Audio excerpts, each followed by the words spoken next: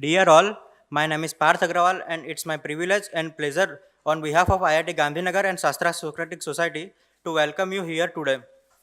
We are delighted to have Mr. Manu Sharma for a talk today on impact of demonetization and GST on Indian economy. The Shastra Socratic Society is a student organization at IIT Gandhinagar that focuses on the impact issues, important issues, events and trends of our time. We invite thought leaders from different walks of life, from government to entrepreneurship, finance to arts, science to spirituality, to share their knowledge with the audience. Today we have Mr. Manu Sharma. Manu Sharma is political analyst with an international footprint, a dynamic young thought leader in the field of global political research, communication strategy, public policy, and political economy. Sharma has served in financial institutions, international organizations, and media bodies across 4 continents. He brings a formidable mix of technical skills, multicultural experience, and the ability to deliver across timelines. Sharma's area of professional expertise include political risk research, psephology surveys, and quantitative research papers on economic issues. He has experience in economic research, has made media appearance, and served as a advisory aide to top decision makers in politics. Let's welcome him with a big round of applause.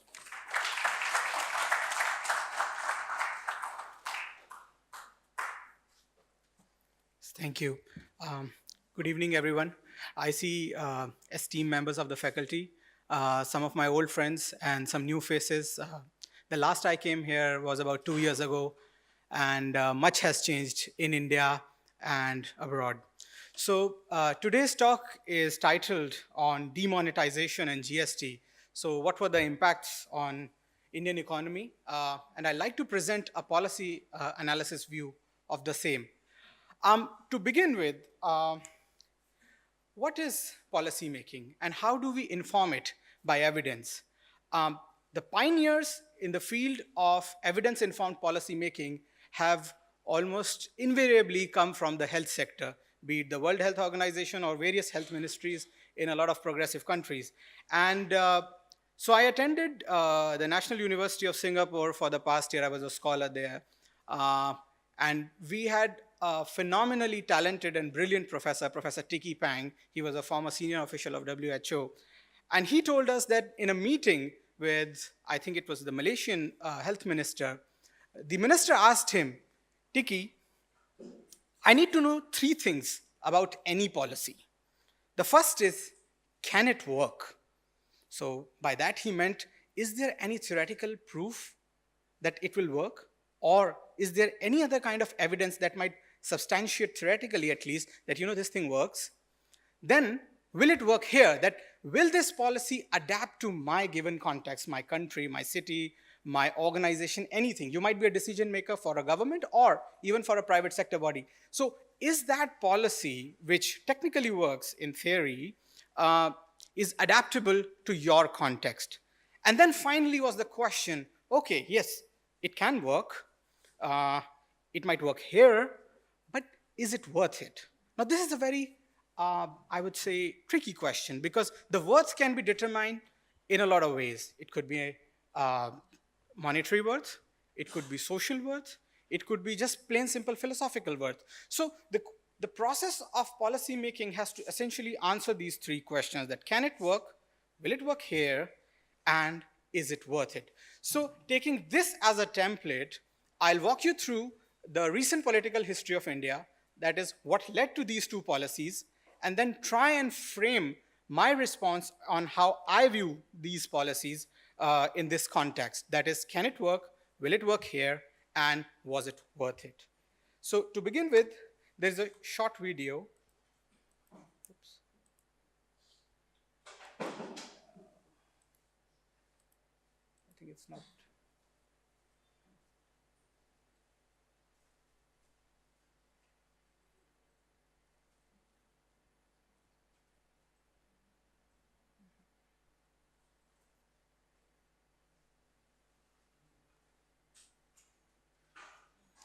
Okay.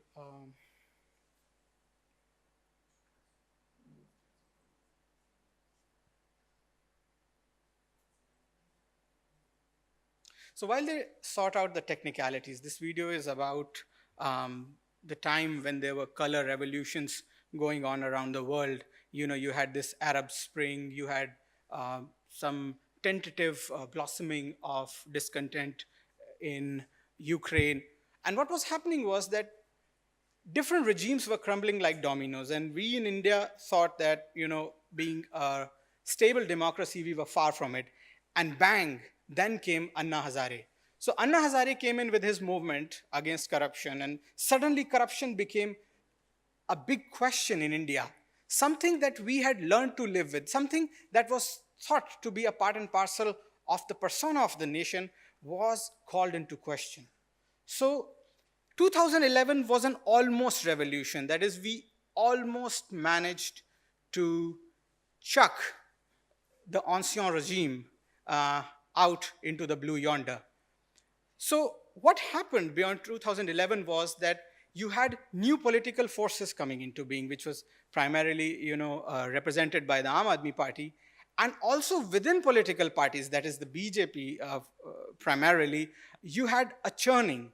And in that churning, you had new leadership emerging and the old guard being consigned to the Margdarshak Mandal, or the Guidance Council, as they say. So what happened? 2014 mandate came in. Congress was reduced to its lowest ever tally of 44 seats. BJP was catapulted to 282 seats, and India got its first single-party majority government after a good 30 years. So back then, it was in 1984 that a party was able to secure a single party was able to attain majority. So this was read as a mandate that was primarily aimed against softballing policies on corruption, black money, and the whole informal structure of economy, and the whole attitude of chalta hai, the jugaad bait, that okay, this is not who we are, this is not how we shall be in future.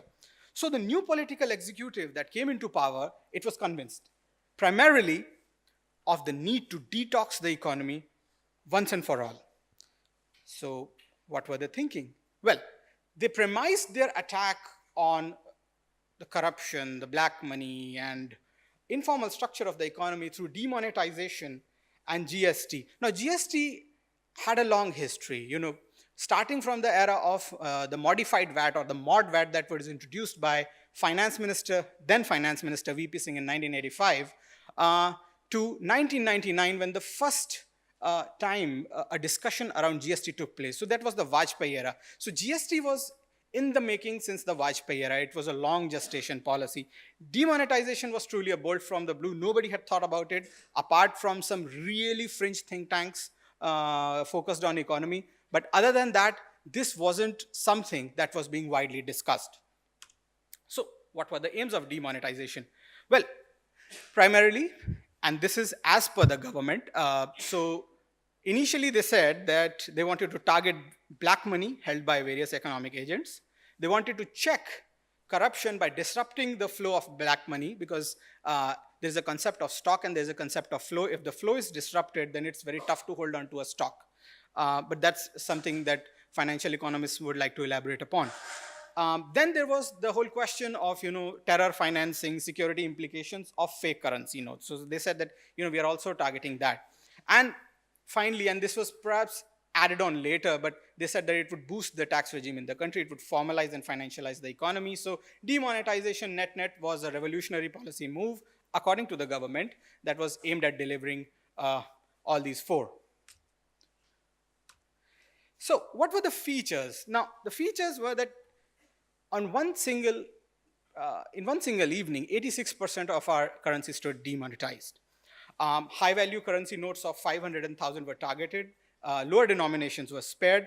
Limited cash for cash exchange was allowed, but the rest amount was to be deposited with banks. Now, what did that mean? This implied that you had to exchange your cash for bank deposits, which meant, in economic parlance, that it was necessary to formalize the assets held in cash, that whatever you held, you had to prove that it was legitimate, and then you had to deposit it with the bank. So there was a swap of cash in hand with time deposits. Secrecy was ensured that of such a move in the offering, and so what that led to was a short-term shortage of currency in circulation, which led to money lenders opening up private credit lines, which led to grocery store owners opening private credit lines, which led to adoption of a digital payment ecosystem. You had Paytm and other wallets coming into their own. Now, what were the successes? So the direct tax revenues rose by 14.6% in FY18 and 17% in in FY17 and 17% in FY18. The number of IT filers, the return filers, reached an all-time high of 6.8 crores. That's a phenomenal figure. The total direct tax base of the economy shot up to 8.27 crores. How you calculate tax base is that you look at the number of tax or return filers for 3 years, and you aggregate the same, counting out any doubling. Then we recorded a direct tax to GDP ratio of 5.98% in FY18, which was best in about 10 preceding years. So all of this happened without any significant tinkering of the fiscal policy, or simply put, the taxation policy. So it is quite logical to attribute these gains to demonetization, because no other big policy move happened apart from this one. And lastly, the success is of adoption and creation of digital payment ecosystem. Criticisms, a recent paper called Cash and the Economy from, I think there are 4 authors, primary being Geeta Gopinath, the current IMF chief economist, and I think the other one is Chaudhry Reek. So they said, so they did a very interesting thing. They looked at data of ATM withdrawals, and they also studied night lights through satellite imagery. So night light is a big thing, it's an emerging field in economics, because economists are trying to estimate GDP growth and contraction looking at the night lights. So World Bank has published pioneering research upon African economies, where it is very hard to get official statistics. So they relied on nighttime satellite imagery. If they see that lights are growing, they find a correlation with the GDP growth, and so on and so forth. So these economists deployed this strategy because, again, in India, data at a granular level, that is subnational level and at high frequency, is almost impossible to get by. So there was no way of determining GDP growth or contraction in various sub-regions of India without relying to something innovative. So they found that the growth in the demonetization quarter was depressed by 2%. So far there is no concrete evidence of demonetization impacting the corruption, which was allegedly one of its primary aim. The cash in circulation by 2017 and 18 reached 99.2% level of currency in circulation of that of November 2016. So again, it hasn't led to significant altering of behavior amongst the general public. People still like to hold cash, and cash is back, as the engine oil of the economy. The stock of non-tax cash holdings has been successfully channelized. I would like to use the word successfully with reservation, but yes, it has been channelized because there is no extinguishing of black money. So when demonetization was taking place, one of the big arguments in favor was, and it was stated by an economist of the repute of Bibek Debroy. So Bibek Debroy came out with this interesting theory. He said there are 2 kinds of black money. One is the black money, and the other is the double black money. What is black money? Black money is simply the money that you haven't paid your taxes for, but it was earned by undertaking legitimate or lawful activities. Double black is that money which is obviously untaxed, but also, you earned it by indulging in unlawful activities like smuggling, like maybe drug trade or other crimes. So the idea was, or the, I would say, anticipation was that a significant chunk of the black money stock might actually be the double black. And since those people will have no way to justify their cash holdings, that double black money will not come back to the RBI or the banks. And because it won't come back to the banks, it will be considered extinguished. But we haven't noticed, really any strong evidence to indicate that. And then obviously, the demonetization has hit the informal sector of the economy. There is no official data to measure the output, employment, and savings loss, but they could be substantial. One of the evidence in the favor of that is obviously the paper that I mentioned by Gopinath and Rish. Now comes my favorite part. So I've indulged in some undergrad economics here. Uh, Please forgive me if this sounds too simplistic, and it might actually, but I had to think of something to illustrate as to what the debate is about. So, okay, so these are the two axes. You have the price on one axis, the output levels on the other axis. And I'm going to now, so D1 is the demand curve, S1 is the supply curve, and they are merrily in equilibrium at E1, and everyone is happy about it. This is the case of a formal economy, but this is India, and we do things differently. So this is the demand curve of the informal economy. Let us assume a certain percentage of the economy outside, that is, this is different than the formal economy represented by D1, is represented by D informal. This is off the balance sheets. This is nowhere to be seen. Now this is D informal. I have assumed it to be smaller than the formal economy, so the demand curve is to the left of it. Now, this is the S informal, the supply curve of the informal economy, that is the goods that they can produce. If you look at the two graphs, what you can see is that according to my assumptions, for the same price level, the formal economy is able to, produce more. And similarly, so with the supply curve. Now, just ignore this S2 for a moment. Yes, fine. Okay, so what I've done now is that I've summed up the two economies. So I've summed up the formal economy and the informal economy. So what I get is two different curves. So the demand curve now becomes D2. This is the summation of the formal and informal. And the supply curve becomes S2. This is the summation of the formal and informal. And they are at an equilibrium of E3. So the output produced in the economy is OQ3 and the price is P3. So what happened? So on the evening of demonetization, suddenly people were told, if you don't have if you don't have money in your bank account, that's no money at all. If you can't justify it, that's not legal tender anymore. Okay? So that suddenly extinguished the D informal. It killed the informal demand in one go flat.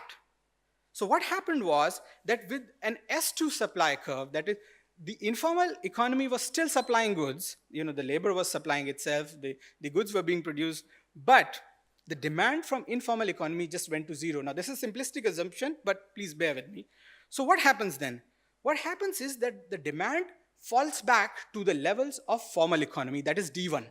So now we have a peculiar situation, although for a short while, in which the supply curve is still at S2, but the demand is now D1. So the new equilibrium falls to E2, which is a lower output, and you see depression of prices. So the government might claim, that inflation is controlled. So this is how it might have been controlled. Now again, please, this is a very simple idea just to illustrate. There are a lot of complications involved, but they don't pertain to this particular lecture. So what happened immediately in the aftermath was that the equilibrium fell to E2. So you had lower output than normal, and you had lower prices. What next? The suppliers also, with a time lag, a month or so, found out that, okay, you know what, this is now how we can do business anymore. We have to justify our cash stock. We have to justify everything we do. So maybe we should shut shop. This is again simplistic assumption, but just to illustrate. So when they shut shop, what happens is that the equilibrium falls back to E1, that is just to the size of what was justifiable formal economy. So what you see is that the prices are slightly lower, so there's less inflation, moderate inflation, or even disinflation in under certain conditions, and you have a vastly lower output. So as a policymaker, what is the question for me? There are two criteria. One is the efficiency.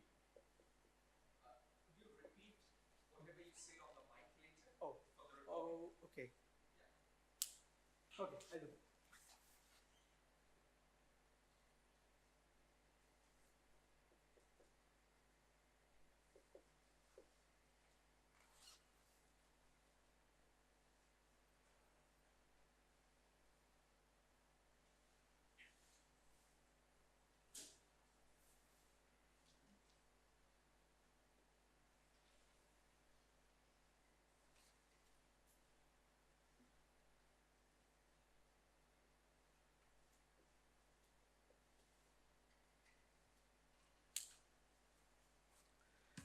So, in policy terms, there are only two criteria that you come up with. So, first is the efficiency. That is, what about the size of output? What about the scale of the economy? Will it be larger, smaller, or the same? The second is equity. How will the output be distributed? So, addressing the first question, what happened to the efficiency? Now, as long as the output of the formal economy plus the growth generated by the new formal economy is greater than the output lost because of the demonetization, we can justify this policy. I hope it's clear, right? So long as the output lost because of demonetization is lower than the output of the new formal economy, we will be able to justify demonetization from efficiency point of view. The second question is about equity. How was the output distributed? Now, one thing that happened in the aftermath of demonetization was that the poor were really happy. They were really happy to see the allegedly rich lining up in the banks, trying to deposit and channelize their money. And, there were jokes going around that the chartered accountants feel like doctors because people are calling them and saying that please save us, do something about the cash we have. So there was this feeling of schadenfreude. People were happy with the misery of the rich. And they thought that, maybe this would lead to a reduction of inequality, or this was overall good for equity. Now, the trouble with that line of logic or thought is that, okay, yes, it might have hurt the rich. But the question is, in the new formal setup, who is commanding more output? Now, I'll just make a small graph.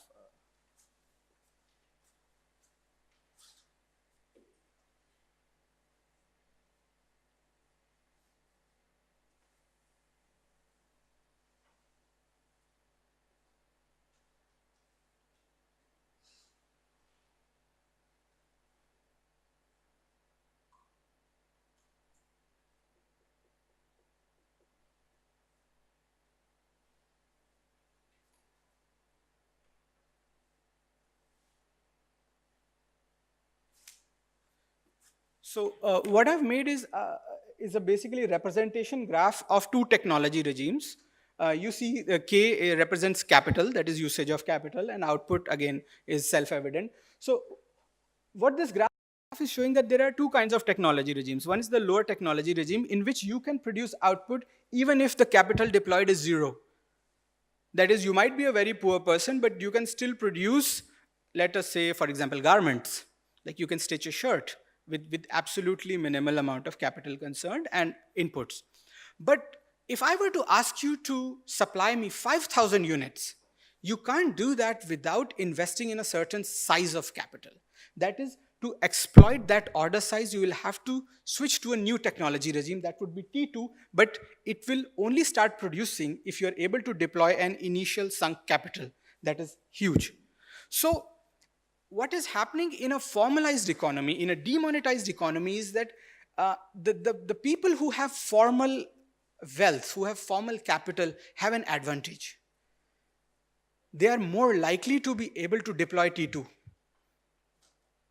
And those who are stuck in T1 might still today be actually at T1 only, even with demonetization, because it's really hard to be able to muster that amount of capital unless the mudra scheme turns out to be really successful.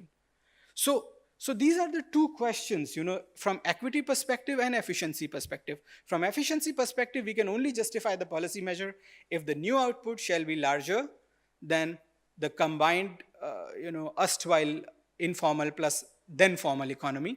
And from equity perspective, it can only be useful if formalized new economy is able to absorb the poor and the ones who don't have access to capital. If that doesn't happen, this might actually accentuate inequalities. But then again, there is no evidence currently pro or anti against it, but at least theoretically, this is how it could turn out.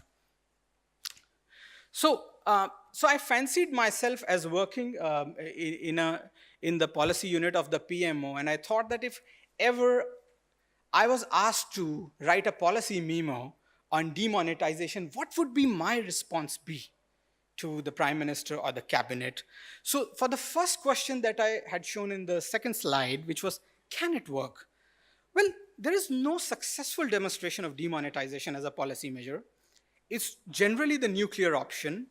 Um, the countries that did adopt it really belong to the hallmark of countries, sorry, what I would say is they really I mean, these are the countries that are not known exactly for institutional robustness. So, elective demonetization as a policy tool is almost unheard of. So, that's the first bit. Second, we did have a partial demonetization situation in 1978 in which India recalled certain high denomination notes, but again, they were held by very few people. But the experience from it was not anything to write home about. There was nothing particularly salient about it.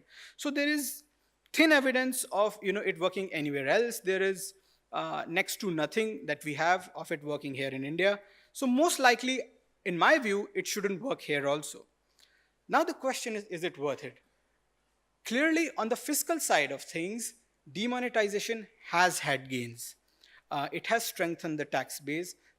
We are running a much more formalized, financialized economy. However, we haven't seen any immediate, we may not see any immediate gains on corruption and black money front. So on balance, perhaps the policy may not be worth it because it's really a shot in the dark. So that would be my policy memo to the cabinet. Now we move on to another policy that has been in the question and discussion of late, so which is the goods and services tax. So according to the Prime Minister, and it has been repeated ad nauseum that this is a good and simple tax. So this is the official line of the government. Then the opposition, and I know he's not too popular, but still he has a voice. He has a voice. So he said it's a gabbar-singh tax. Now, to the uninitiated, it's the almost legendary villain from the movie Sholay who used to loot people and take away sort of their wealth. So as of now, it's a very bitterly divided opinion on it. Even on the street, when you ask, some people are quite in favor of GST and others will say, you know what, everything is lost. The country is gone for a toss. So what's going on? What was the need? So this is a bit generic stuff which you might have read everywhere else, but it's my duty to just lay it down. So this was first proposed during the Vajpayee era. The economic planners felt a need to cut down on tax-related barriers on domestic trade. We were a fragmented economy. Despite being such a large economy, we were operating like 26 or 25, don't know how many states were there back then. So we were just operating like 25 little countries. So pre-GST India was a fragmented market with multiple state and central taxes, and they were non-harmonized. So one state was levying X rate on one good, the other state was levying Y rate on the same good. So there was lots of what I call disharmony in terms of what actually constituted the indirect tax policy of India as a whole. Entry of goods across state borders was very complicated and required waiting time at state borders. You had long lines of trucks on state borders, which would be duly inspected by the state tax inspectors, and they would really be at their mercy, as to how quickly they would transit through. Then there is the question of direct taxes. In terms of direct taxes, India was really being progressive back in the 90s. We had a voluntary disclosure of income scheme. We had adopted a permanent account number. And so we were doing really well when it came to direct taxes, and we were simplifying it, the whole edifice. But in terms of indirect sellers, we were hobbled, and that was contributing significantly to our inefficiency when it comes to manufacturing, especially relative to China. Also, the complicated and inefficient indirect taxation regime imposed market distortions, basically meant discretion, and they favored evaders. So what happened was that because the state level inspectors had so much powers and there was so much scope for evasion, it led to corruption, it led to diseconomies of scale, and it basically led to a system that was no system at all, but it was a free-for-all, whereby if you could bribe, you could just get away with anything. So there was an acute need to reform this. So, what was the policy aim? And what were the parameters under which those aims had to be realized? So, uh, in maybe in some fields of engineering also, or maybe all, I mean, I'm no engineer, but at least in economics, we almost always discuss this problem of constrained optimization. That is, you have to optimize a certain problem, but it should be under certain constraints. That is, the parameters are fixed and you try and do the best within those. So the aims of this policy move were to harmonize indirect taxation within India, elimination of state level barriers to trade, and broadening of the indirect tax base.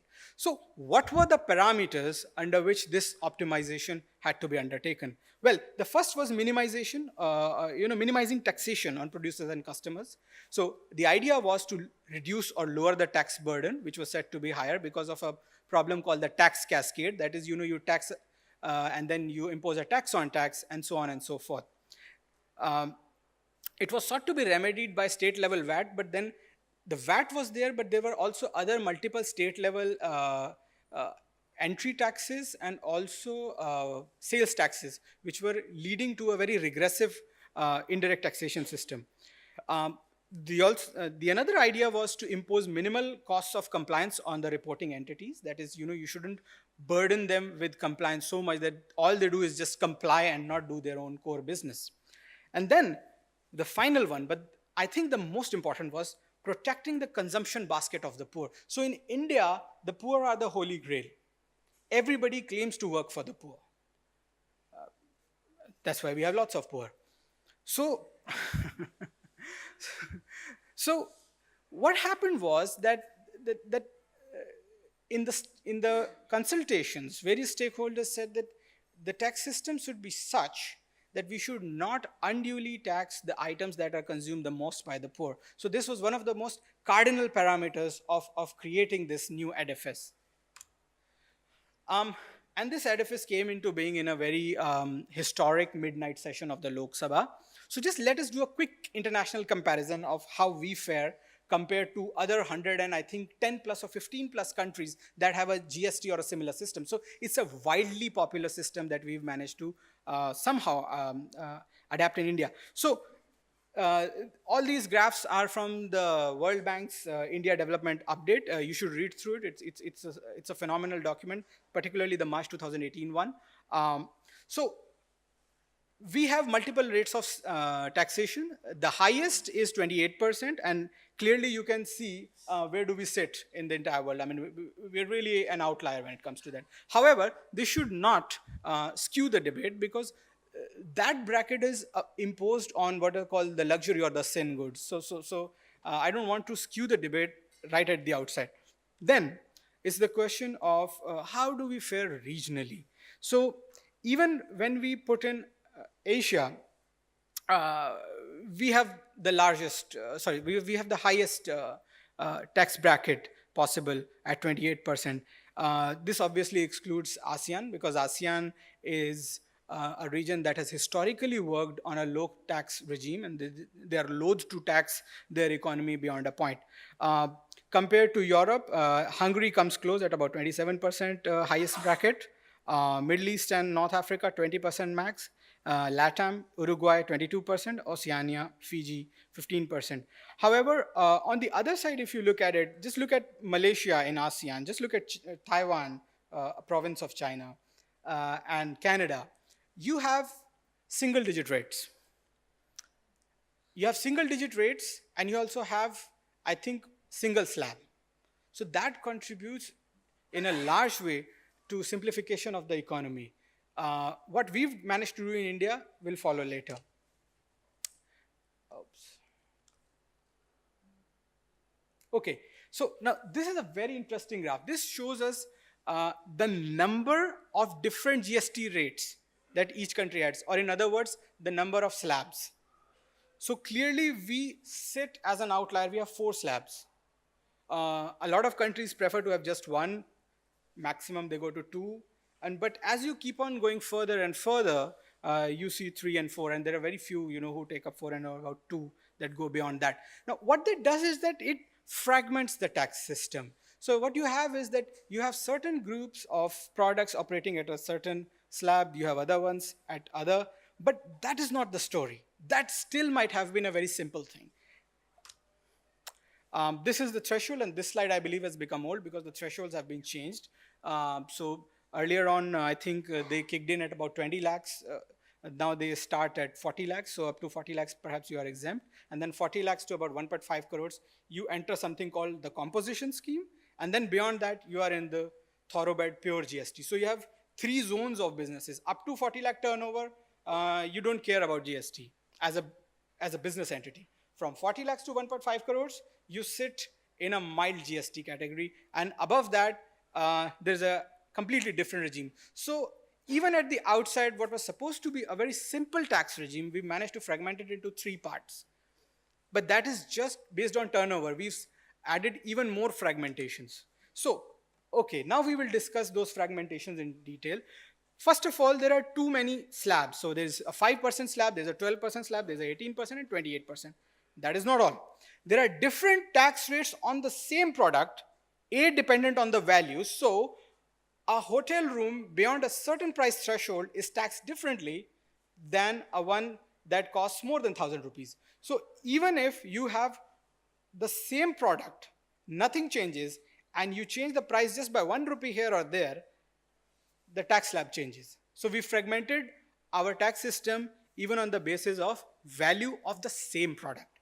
Then specification. This is interesting. So there is a certain tax rate on clothing articles, but it changes if it's made of leather, it changes if it's made of cotton, it changes if it's made of maybe synthetics. So depending upon the raw material, we impose different tax slabs. And then again the question is, and then again the issue of the status of buyer. If you are an educational institution, then I think you are not charged GST on transport and travel services, but if you are a non-educational institution, you are. So that is just to illustrate. I might be missing out the specific, but this is how it operates. Your status as a registered entity defines the slab or the GST rate that you pay or don't pay. So there are a lot of complications. There is a complication at the level of value, at the specification of the product, of the status of the entity concerned, and then we have over and above that three different fragments of tax base. We have a zero tax base where we don't touch them at all, it's up to them. We have a composition tax base, and then we have the pure GST tax base. So that is the level of complication we are talking about. Then there are the compliance problems. I mean, you can talk to any CA. I mean, they had the time of their lives, when GST was implemented. I mean, they were like gods. Business entities were really at sea as to what to do with the simple tax regime that had come their way. So again, compliance, it might be improved, with new technology, with experience, this will definitely improve, but initially there were huge problems.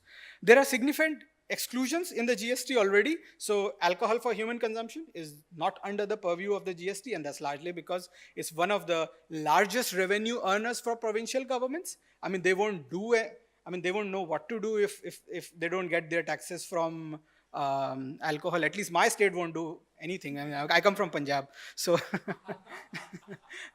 they'll be all at sea. I mean, then there is, the fuels. I mean, petrol and diesel. They are not under GST, and then electricity, I think, also. So yeah, so fragmentation of tax base we've already talked about. So indirect taxes, by theory or by their nature, are known to be regressive taxes because they are applicable to everyone, irrespective whether they are rich or poor. So if there is a GST on a piece of shirt, it doesn't matter whether you are a millionaire or you are, a common consumer. So, so there is always this question of equity and efficiency when it comes to creating a new indirect taxation regime. So what that has done is that it has informed piecemeal policy changes.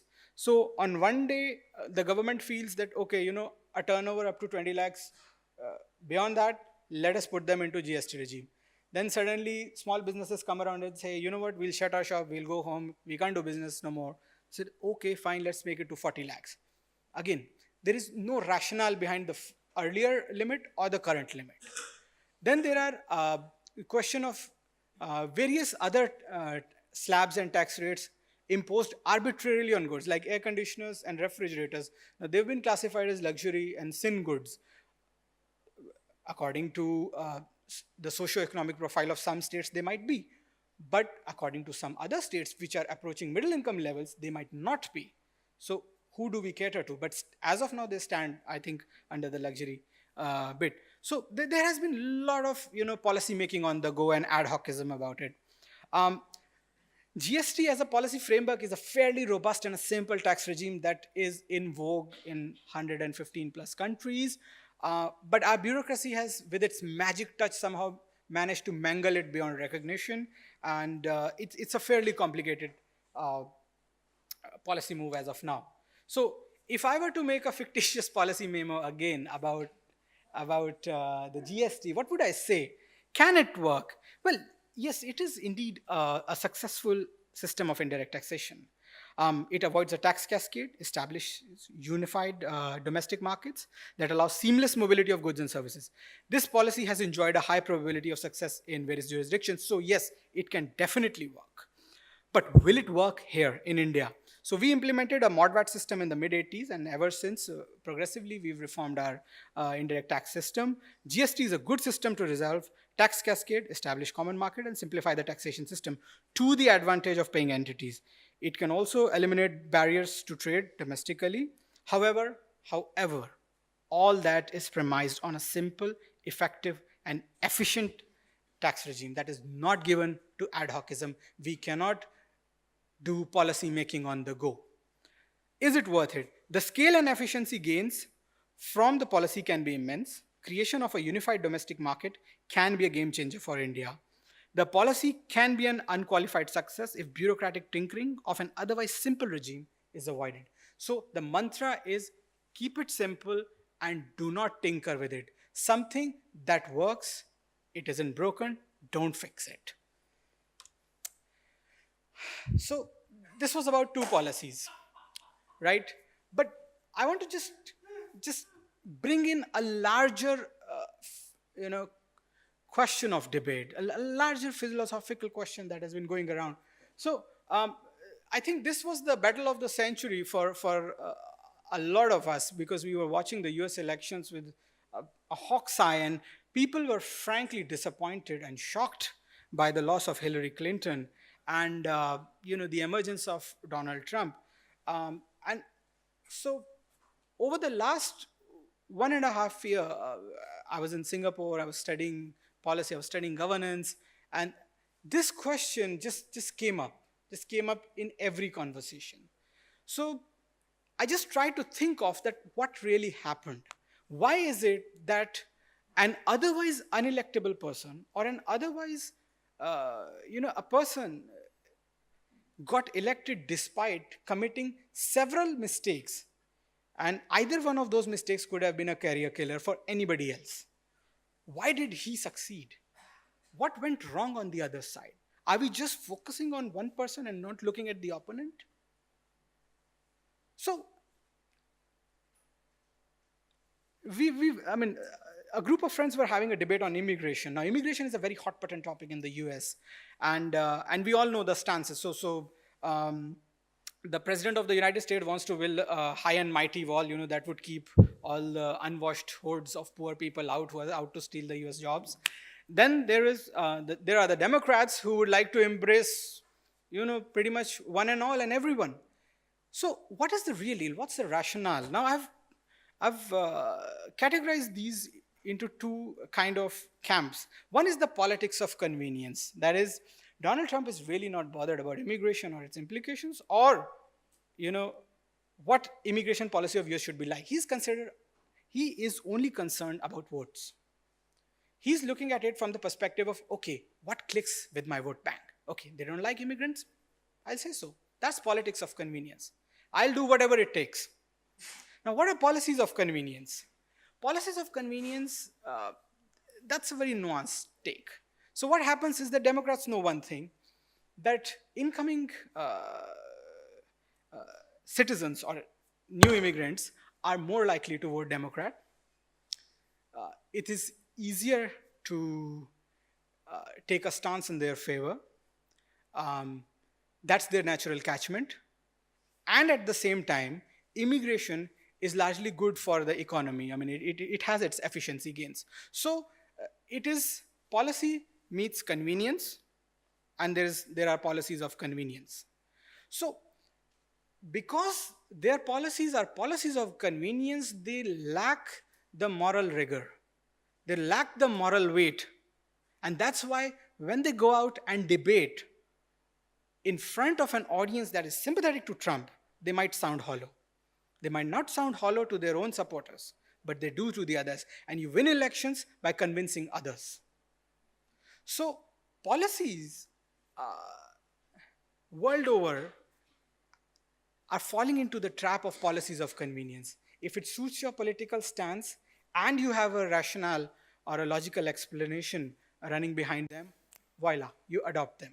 But electorally, I think that might be a mistake, because the voters opposed to your stance might actually point out to the hypocrisy involved. Now, that is without saying that I support either of them. I'm not a Trump supporter, neither do I support Hillary, but this is just an illustration as to what happened. Why did the Democrat stance rung so hollow?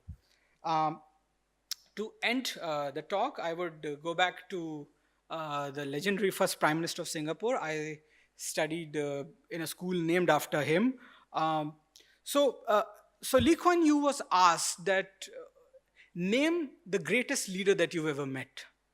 And I really loved his reply. So he said, I would say the greatest was Deng Xiaoping.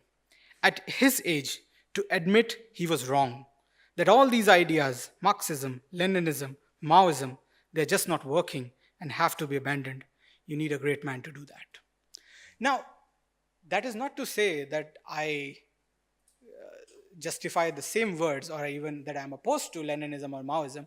That is to say that he was recognizing the moral fortitude, the courage in a leader of a communist country to come out and say, okay, you know what, so far what all we have done hasn't worked, let us go for something new, let us be pragmatic about it.